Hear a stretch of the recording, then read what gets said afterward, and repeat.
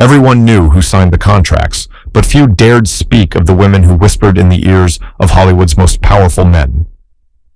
In a town built on illusion, influence wasn't always earned in the spotlight. Who really pulled the strings when cameras stopped rolling, and how many stars owed their rise or fall to the secret queens of the casting couch? Tonight, we follow the hidden trails left by those who shaped Hollywood's history without ever needing their names in lights. Marion Davies. To the public, Marion Davies was the bright, comedic star whose laughter echoed through silent films and the marbled halls of Hearst Castle. But behind that ever-present smile and the haze of Prohibition-era champagne, she was also a force few dared to acknowledge, a mistress who quietly bent the will of Hollywood's most powerful man. William Randolph Hearst wasn't just her lover, he was a kingmaker, the media titan whose newspapers built and destroyed reputations on a whim. And Davies, so often dismissed as a pampered plaything, wielded his affection as both shield and weapon. Davies never fit the tragic mold painted by Citizen Kane that fiction did her a lasting injustice. In reality, she navigated the treacherous waters of old Hollywood with an intelligence and subtlety that kept her and those she favored afloat. San Simeon, Hearst's legendary estate, became the unofficial capital of Hollywood. Invitations were rare, and no one arrived without passing Davies' unspoken approval. Stars and studio heads understood. Pleasing Marion meant stories in Hearst's newspapers would be warm, their missteps softened or erased. Cross her, and rumors could spread faster than wildfire, with careers burned out overnight. But her influence ran deeper than party lists or press clippings. She quietly arranged roles for friends, pushed for scripts to be rewritten, and offered shelter to those in trouble, sometimes against Hearst's wishes. Her power was measured not in public proclamations, but in late-night whispers, last-minute casting changes, and scandals that died before they reached print. She was a master of deflection, letting Hearst take the credit while she played her own long game behind the scenes. Yet Davies also bore a quiet burden. Her loyalty to Hearst was unwavering. She sacrificed her own career ambitions, bending them to his will when necessary. She rarely gave interviews, shunned the machinations of rivals, and, perhaps most revealingly, used her fortune to help those overlooked by the studio system, including founding a clinic for underprivileged children. Even her most vocal critics, when confronted with her private generosity, were forced to reconsider. In an industry built on illusion, Marion Davies' true genius was making power look like charm and ensuring her name, and those she protected, were written in invisible ink on the ledgers of Hollywood's history. Virginia Hill. Long before Las Vegas crowned her its queen, Virginia Hill ruled a different domain, the smoky, gilded back rooms where old Hollywood made its real deals. While her lovers included infamous mobster Bugsy Siegel and a rogues gallery of underworld figures, Hill's reach extended deep into the very heart of the film industry. The starlets and producers at the Coconut Grove and Cyros might have whispered about her wild nights and sharper tongue, but what truly set Hill apart was her command over the city's shadowy intersections, where crime, glamour, and scandal met. Hill's power didn't rest in the gossip columns, though she made headlines with ease. It lived in her knowledge, secrets she collected like chips at a blackjack table. She was a trusted courier for the Chicago outfit, transporting hundreds of thousands in cash across state lines, often hidden in plain sight at Hollywood's hottest spots. But Hill was more than a bag woman. She was a connector, the discreet broker who knew which actors had debts to the wrong people, which directors indulged dangerous vices, and which moguls were one phone call away from disaster. Directors and studio bosses often sought her out, hoping to secure mob protection or hush up stories that could ruin reputations. Through Siegel, Hill controlled access to illegal casinos and after-hours parties where major deals were struck, sometimes with careers and sometimes with lives hanging in balance. If a starlet was being harassed by a studio head, Hill could intervene, leveraging her underworld ties to issue quiet warnings. She could just as easily arrange a friendly headline, blackballing, or a last-minute change of heart from a would-be extortionist. Her hold on the city was so potent that even when under FBI surveillance, she remained untouchable for years. Hollywood insiders whispered that more than one untouchable mogul owed his status to Hill's interventions. The true depth of her influence may never be fully known. She took many secrets to the grave, and even her explosive congressional testimony only hinted at what she controlled. To this day, Virginia Hill's legacy lingers in the dark corners of Hollywood myth. She was the mistress whose connections could save or end a career, all without ever stepping in front of the camera. Kay Williams. Kay Williams' path through Hollywood was paved with quiet ambition and shrewd alliances, culminating in a position most only dreamed of, marriage to Clark Gable, the King of Hollywood. But long before she donned the mantle of Mrs. Gable, Kay was a shadow power, the favorite confidant and mistress of Louis B. Mayer, MGM's iron-fisted studio chief. Williams understood that, in a town obsessed with stars, the real currency was influence, and she traded it with precision. Unlike the parade of actresses, who burned brightly then faded, Kay played the long game. Her relationship with Mayer was an open secret among insiders, but the press only caught glimmers of her true role. As Mayer's companion, Williams had a front-row seat to the machinations of the studio system. She was privy to decisions that could elevate a contract player overnight or consign them to oblivion. Her suggestions carried weight. If Kay whispered a name in Mayer's ear, suddenly an audition would materialize, a part would open up, or a damaging rumor would vanish from the trades. She became an essential fixer behind the scenes. When stars found themselves entangled in scandal or at odds with studio brass, Williams was often the intermediary who arranged settlements, smoothed ruffled feathers, or, when necessary, ensured the problem quietly disappeared. She helped Mayer manage Hollywood's most combustible personalities, always presenting herself as the calm in the center of the storm. Yet Kay was never satisfied with being a footnote. She maneuvered skillfully through the social hierarchy, cultivating friendships with actresses and moguls alike, always careful not to outshine her benefactors. When Mayer's fortunes waned, Kay deftly shifted her alliances. Her romance with Clark Gable blossomed as he became unattached, and her experience navigating studio politics made her an invaluable partner to the industry's most sought-after leading man. Once married to Gable, Williams' influence only deepened. She shielded him from predatory journalists, negotiated household privacy, and continued to act as a discreet conduit for favors and advice. Through Kay, the Gable household became its own center of gravity, an island of order in a sea of egos and shifting allegiances. In a city where loyalty was often just a script note, Kay Williams wrote her own part, always in the background, but never out of sight, quietly shaping the fates of those who underestimated the power of a mistress behind the throne, Peggy Hopkins Joyce. To those scanning the social pages of the Roaring Twenties, Peggy Hopkins Joyce was the perennial headline, a Ziegfeld girl turned international sensation who could turn a smile into a small fortune and a romance into a world-shifting event. But for those who understood how power actually flowed in old Hollywood, Peggy was far more than a pretty face. She was the first to openly wield the advantages of being a mistress in an age when most women hid their ambitions behind a man's reputation. Peggy's roster of lovers reads like a who's who of American power, billionaires, European aristocrats, and a parade of studio bosses who tried to outdo one another with gifts of diamonds and cars. In an era when women were supposed to be ornamental, Peggy was transactional, turning each relationship into greater leverage over producers, casting directors, and the gossip columnists who reported her every move. She was never content to merely play arm candy. She wanted and obtained real stakes in the decisions made about films, fortunes, and fates. Her influence was rarely acknowledged in public, but insiders knew better. It was Peggy who could persuade a producer to cast a friend, or convince a mogul to kill a damaging story, often by dangling the promise of a night on her arm, or the threat of public embarrassment if crossed.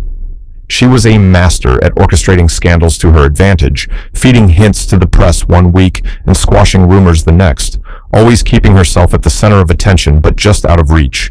Even her own marriages and divorces became strategic moves, each one yielding a larger settlement, more press coverage, and deeper connections in the entertainment and financial worlds. Peggy's legendary string of jewels was a symbol, not just of wealth, but of the secrets she kept for the powerful men who courted her. She traded in information as easily as she traded in emeralds. By the time her star began to fade, Peggy Hopkins Joyce had left her mark on every corner of Hollywood, sometimes as muse, sometimes as menace, but always as the woman whose whispered wishes could shift the currents of power. Her legacy endures as the template for every kept woman who followed, a testament to the reality that, in old Hollywood, the most dangerous player was often the one never listed in the credits. Dolores Del Rio. Dolores Del Rio shimmered on screen, her elegance, a blend of old-world grace and modern confidence. She was Hollywood's first Latina superstar, and her talent was undeniable. Yet, for those within the gilded studios, Dolores was equally formidable behind the scenes, her power growing from relationships with men who ran the business and her own unflinching vision of her career. Arriving in Los Angeles at the invitation of director Edwin Carroey, Dolores was quickly swept into a world where everything had its price. Studio heads and major producers, enchanted by her beauty and sophistication, vied for her attention, both publicly and privately. Her romances with powerful men, including studio mogul Cedric Gibbons and producer Orson Welles, were open secrets, and she learned early that affection could be a tool for negotiation.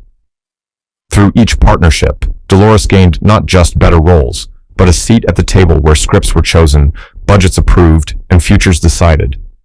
Del Rio's sway was not just personal, but also cultural. In a time when racism limited opportunities for actors of color, she leveraged her relationships to push for more nuanced, dignified roles, not just for herself, but for others. Directors who hoped to win her favor were forced to listen to her creative input, often resulting in better scripts, more authentic representation, and the removal of offensive stereotypes. She was not afraid to threaten to walk away from a project if it didn't meet her standards, a threat no studio wanted to test, given her popularity both in the US and Latin America. Dolores was also adept at controlling her public image. When gossip columnists came sniffing, she used her ties to studio power players to kill stories, or, when it suited her, to stoke rumors that kept her mystique alive. Through carefully managed relationships and unspoken alliances, she shaped the narrative about who she was, what she stood for, and what audiences were allowed to see. Her affairs weren't just about passion, they were about agency.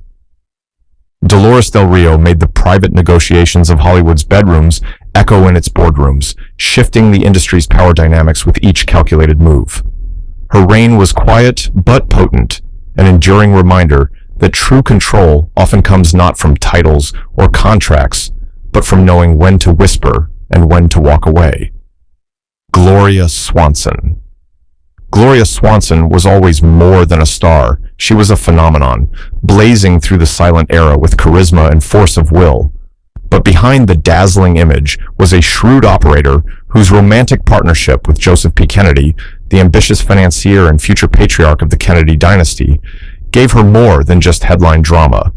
It handed her the keys to Hollywood's machinery itself. When Swanson met Kennedy, she was at the peak of her fame, but desperate for autonomy in an industry run by men with money and no patience for women with ideas. Kennedy was immediately besotted, but Swanson saw a bigger opportunity, an ally who could bankroll her projects and challenge the stranglehold of the studio system. Their affair was as businesslike as it was passionate. Kennedy poured millions into Swanson's films, securing her creative control few actresses could dream of. The notorious Queen Kelly, a project that spiraled into legend, was only possible because of Kennedy's willingness to spend, shield, and muscle her ambitions into reality. Swanson's power was never just about money. With Kennedy's support, she became a producer in her own right, choosing her directors, rewriting scripts, and even demanding last-minute casting changes. Hollywood insiders knew that to cross Swanson was to risk falling out of favor with Kennedy, a risk most weren't willing to take. She learned to maneuver both gossip columnists and studio heads, making sure that her name was synonymous with innovation and daring. Yet, the relationship was also a cautionary tale. Swanson's influence came at a price. When Kennedy's political ambitions began to outweigh his interest in the movie business, he left her with debts and unfinished projects. Still, she refused to be a victim. Swanson leveraged her experience, reputation, and still formidable connections to remain a force, if now one that operated with sharper caution and more secrecy.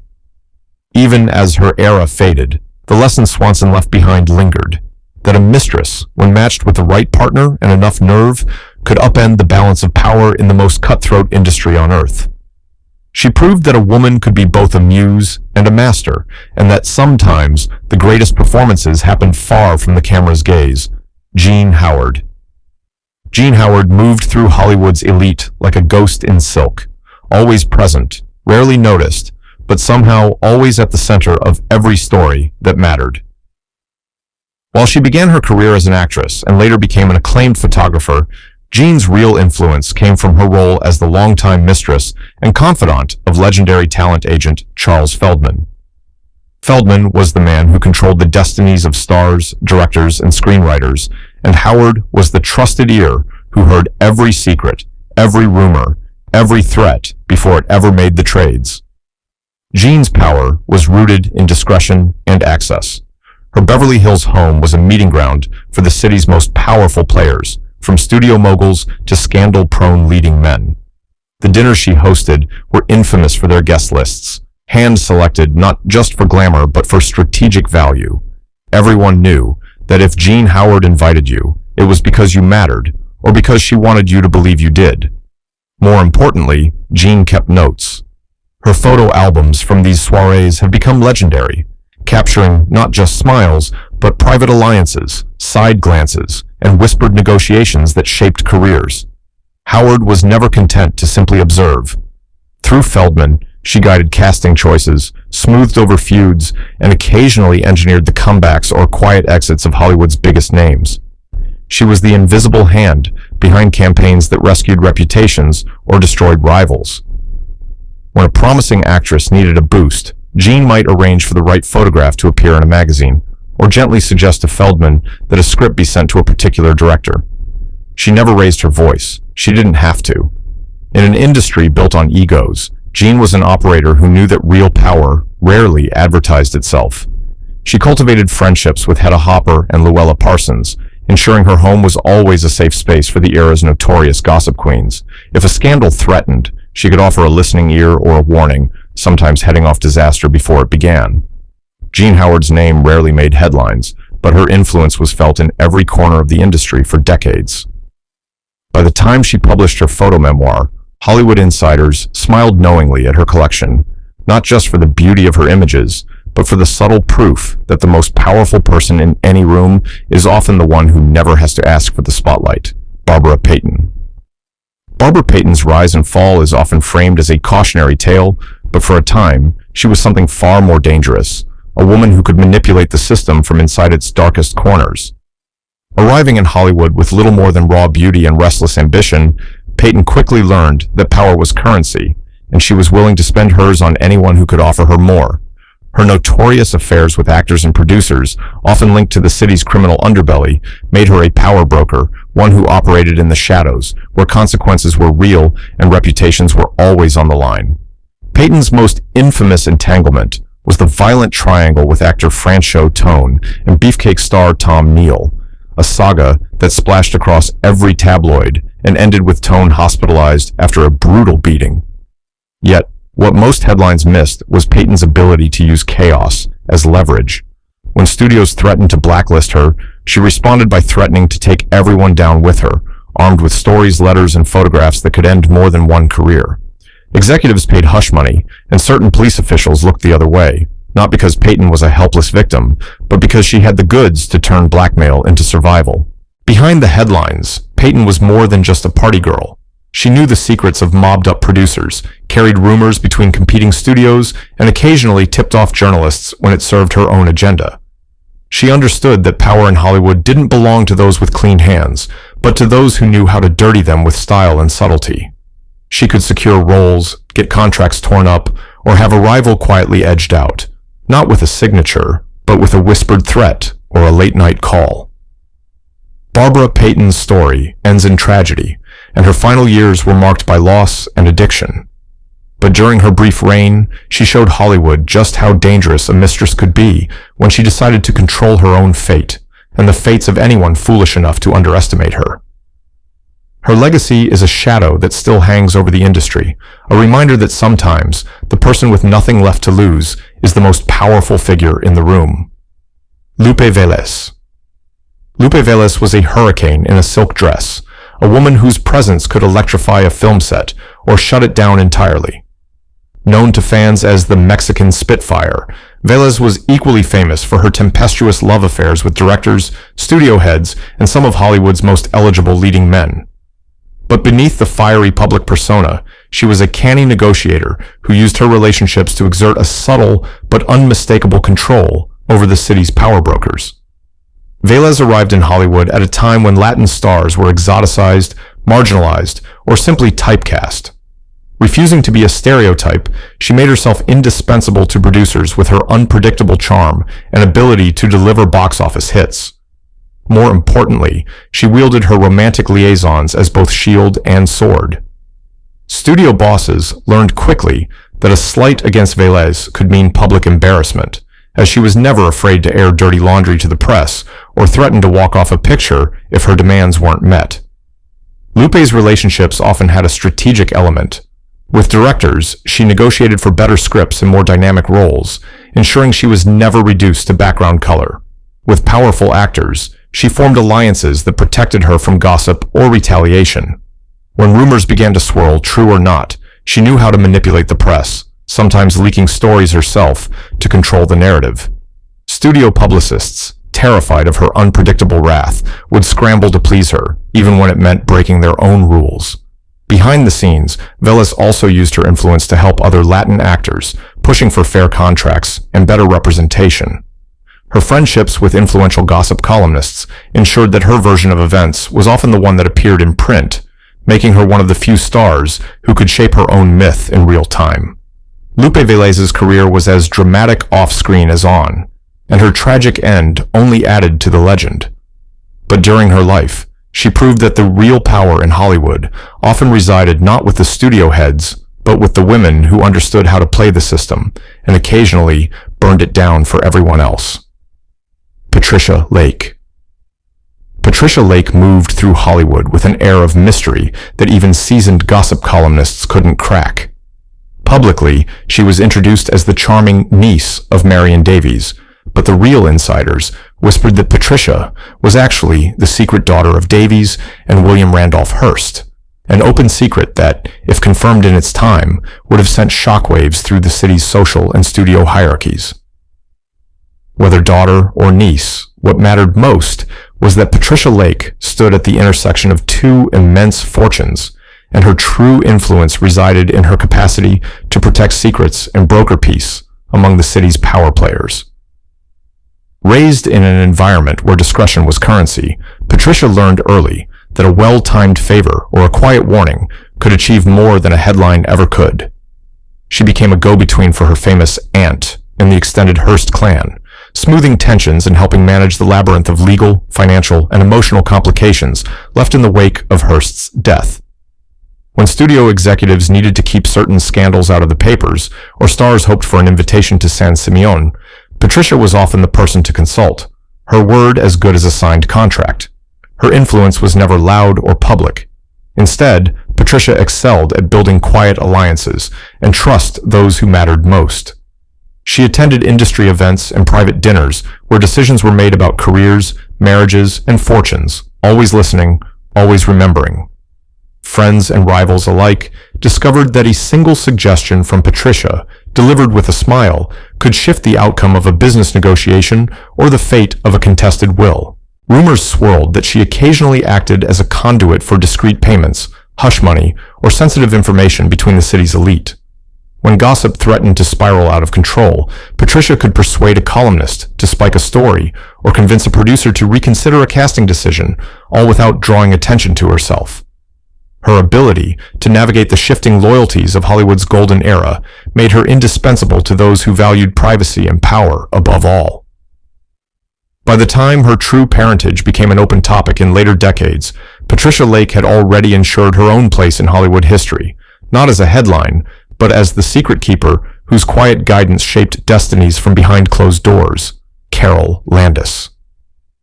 Carol Landis's Hollywood career sparkled with possibility, but what truly set her apart was the power she wielded outside the camera's gaze.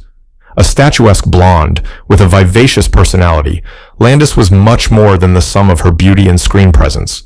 She was a connector, a confidant, and a sometimes dangerous rival whose romantic entanglements stretched from studio heads to international celebrities.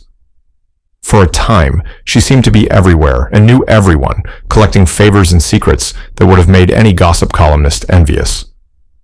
Landis's affairs with studio moguls such as Daryl F. Zanuck and married actors like Rex Harrison became the stuff of legend.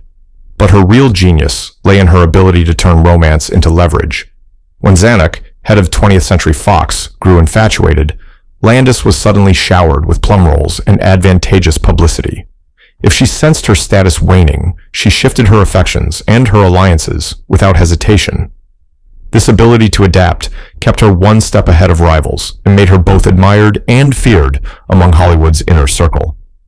Behind closed doors, Landis was an adept negotiator. She secured lucrative contracts not just for herself, but sometimes for her friends, leveraging the favors owed to her into tangible opportunities. When faced with bad press or rumors, she called in personal debts with powerful columnists, often turning negative stories around or silencing them before they gained traction. Her little black book of contacts included producers, directors, actors, and journalists, all of whom understood that Carol Landis was not a woman to be crossed lightly. Landis also played a key role in orchestrating introductions and secret rendezvous for others, acting as a behind-the-scenes fixer for both personal and professional crises. Friends confided in her, rivals attempted to placate her, and studio bosses recognized her as someone whose loyalty could sway outcomes in casting rooms or executive suites. Tragically, Carol Landis's life ended far too soon, her death sparking its own wave of rumors and conspiracy. Yet, even as her star faded, her legacy endured as a cautionary tale about the dangers and the potent possibilities of using romantic power as currency. In the game of old Hollywood, Landis proved that sometimes the most influential player is the one who knows everyone's secrets and is never afraid to use them. Vera Ralston. When Vera Ralston skated into Hollywood, few could have predicted the impact she would have, not just on screen, but on the very structure of a studio. Discovered as a Czech ice skating champion, Ralston caught the eye of Republic Pictures chief Herbert Yates, who would soon become her lover, her champion, and eventually her husband. But before the wedding bells, Vera's relationship with Yates changed the fate of Republic, transforming the modest studio into a playground for her ambitions. Yates was besotted, and Republic Pictures, long known for its B-movies and westerns, was quickly reoriented around Vera's burgeoning film career. Roles were crafted to showcase her, budgets were expanded, and resources were diverted to ensure her success.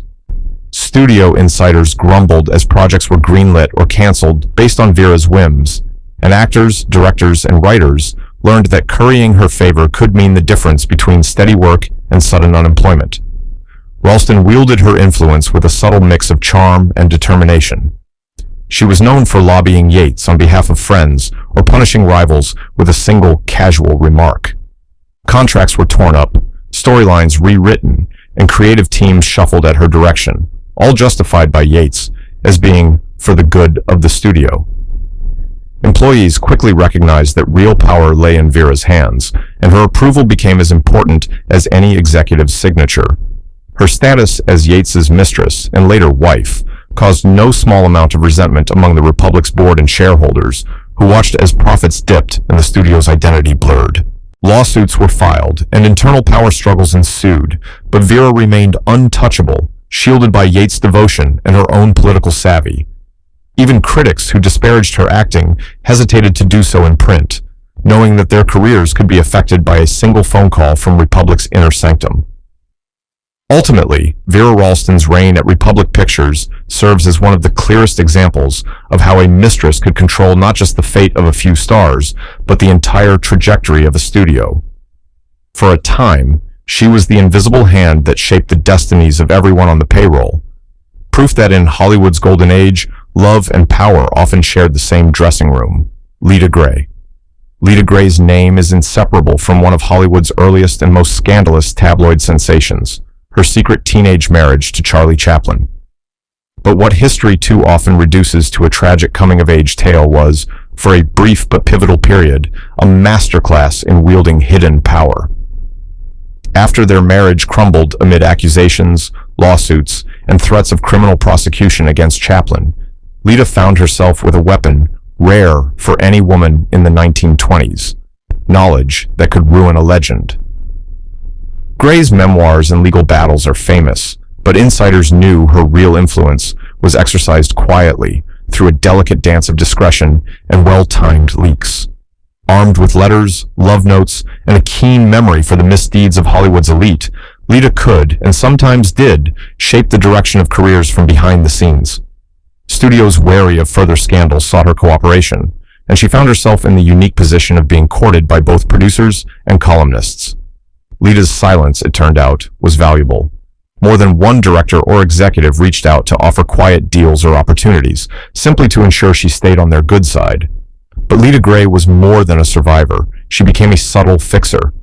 She cultivated friendships with gossip writers and private detectives, trading small favors and juicy tidbits in exchange for the power to nudge a headline or soften a scandal. When other starlets or struggling actors needed advice or a discreet introduction, Lita could open doors that seemed firmly locked or warn of the dangers lurking behind them. Her reputation as a keeper of secrets extended far beyond her own saga with Chaplin, earning her respect and sometimes fear from a generation of Hollywood players. Even as her own fame faded, Lita's understanding of the industry's hidden machinery kept her relevant. She transitioned into business and low-profile creative work, her name invoked in hushed tones by those who knew just how easily the past could resurface. In a town built on reinvention, Lita Grey proved that the power to destroy was sometimes all the insurance a woman needed to control her destiny and the destinies of those around her. Mae West. Though Mae West is not always framed as a mistress in the classic sense, no list of women who wielded clandestine power over Hollywood's men would be complete without her. West built her empire on double entendre and sexual autonomy, but her true genius lay in the subtlety with which she controlled powerful men, from studio executives to censors, using allure, intelligence, and well-calculated partnerships that blurred the lines between romance and negotiation. Mae West arrived in Hollywood already notorious for her stage plays and legal run-ins back east. She soon cultivated personal relationships with top studio brass, producers, and financiers, often holding court at lavish hotel suites where business and pleasure mingled. West famously never married any of the influential men in her circle, preferring to keep them as suitors, confidants, and sometimes collaborators. Her affections could be both armor and bargaining chip, opening doors that were locked to most actresses and enabling her to negotiate unprecedented creative control over her scripts, wardrobe, and publicity. Insiders marveled at how West could make studio heads bend the rules without ever raising her voice. If an executive resisted her demands, he'd soon find himself beset by a rumor, a sudden loss of studio morale, or even a pointed joke in West's next screenplay that turned him into an object of ridicule. When the production code threatened her brand of bawdy humor, West didn't confront the censors directly. Instead, she leveraged her relationships with the men enforcing the rules, extracting exceptions or loopholes in exchange for continued access to her star power. Her legendary parties and carefully chosen confidants made West a force in Hollywood's social scene as well. Directors, actors, and moguls alike knew that a single word from Mae could boost a career or bring it crashing down. Even as she aged out of typical leading roles, her influence endured. Many credited her with paving the way for the next generation of actresses who demanded autonomy and respect. In the end, Mae West's reign was proof that a woman's power in old Hollywood could exist independently of marriage or even a single lover. It was about mastering the art of suggestion and understanding that the real action was always happening somewhere out of sight. Constance Bennett. Constance Bennett wasn't content with just being one of the highest-paid actresses of her era. She also understood how to turn personal relationships into long-term security and influence. Bennett's string of high-profile affairs, especially with studio executives and financiers, wasn't simply a matter of romance. It was a strategy for survival in an industry where actresses' shelf lives were ruthlessly short. Bennett's greatest power was her ability to negotiate contracts that went well beyond industry standards for women of her time. Friends and rivals alike whispered that her most favorable deals were secured through discreet partnerships with studio bosses, agreements as personal as they were professional. She was often described as charming, persuasive, and unafraid to stand her ground in rooms filled with men who expected deference. When Bennett wanted a role, a pay raise, or a more glamorous co-star, she knew exactly whom to approach and how to make her case irresistible. Her romantic entanglements also allowed Bennett to act as a go-between in Hollywood's complex web of rivalries and alliances. She arranged introductions, mediated disputes, and even coached other actresses on how to handle their own studio negotiations. Studio heads who crossed her found themselves facing organized resistance from a group of A-list stars, often orchestrated behind the scenes by Bennett herself. When a scandal threatened, whether involving herself or her friends, Bennett was a master of damage control. She kept reporters at bay, negotiated hush agreements, and ensured that the press always found a more sensational story to chase. For a time, she was the unofficial queen of Hollywood's fixers, a discreet advisor whose approval or disapproval carried real consequences. Though Constance Bennett's name doesn't always come up in discussions of old Hollywood's hidden power players, her legacy is woven into the fabric of the era. She proved that a mistress didn't have to operate in the shadows to control her destiny. In the right hands, even the brightest spotlight could become a weapon. In old Hollywood, the real scripts were written in whispers, behind closed doors, and beneath the glamour. While the studios sold fairy tales, these women mastered the business of influence, turning secrets, ambition, and romance into silent empires.